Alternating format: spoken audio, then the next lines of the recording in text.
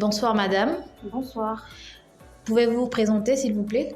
je suis la sœur Julia, autrement dit Madame Julia. D'accord. Alors suite au culte du dimanche 21 mai 2023, madame Olivia nous a relaté une extraordinaire expérience qu'elle a vécue au culte et vous êtes là pour appuyer. Pouvez-vous nous dire en quelques phrases, en quelques lignes, ce qui s'est exactement passé?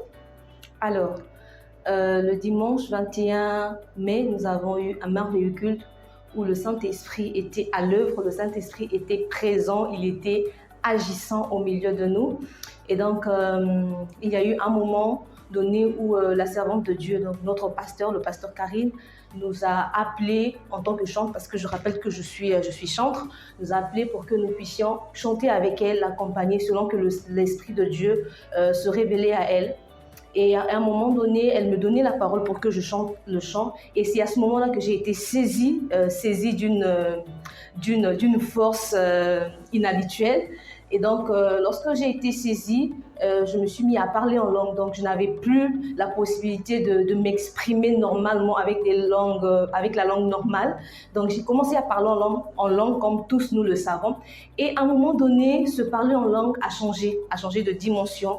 Et donc, je m'exprimais, on dirait quelqu'un qui devenait bègue, qui n'avait plus sa langue facile, qui s'efforçait à vouloir dire même un mot, mais ce mot-là ne sortait pas, mais ça sortait dans le sens où, au fait, vous savez, quand quelqu'un est bête, lorsqu'il veut s'exprimer, vous sentez, vous voyez un peu comment est-ce que la personne s'efforce, même l'accent, c'est pas assez agréable. Et donc, moi, au-dedans de moi, je me suis dit, est-ce que je ne devenais pas bègue?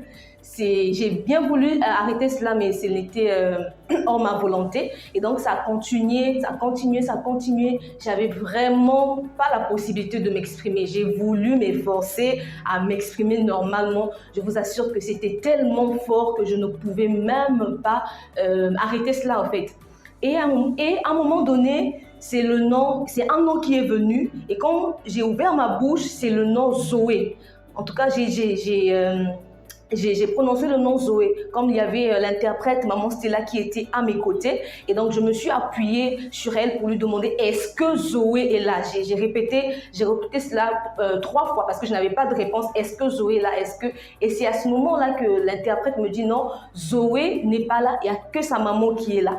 Mais étant donné que je n'avais pas la possibilité de me déplacer, en fait, j'étais stationnée. Je ne sentais pas mes membres, donc je ne pouvais rien faire. Quand j'ai fini de demander est-ce que Zoé était là, elle m'a répondu tout ce que j'ai fait. J'ai voulu en fait prier pour Zoé. Je suis revenue encore dans ce nouveau parler en langue là et jusqu'à ce que je me suis un peu ressaisie. C'est là où j'ai commencé à proclamer la vie de Dieu dans Zoé, là où elle se trouvait. J'ai commencé à proclamer la guérison de Dieu dans la vie de Zoé et voilà ce qui s'est passé après.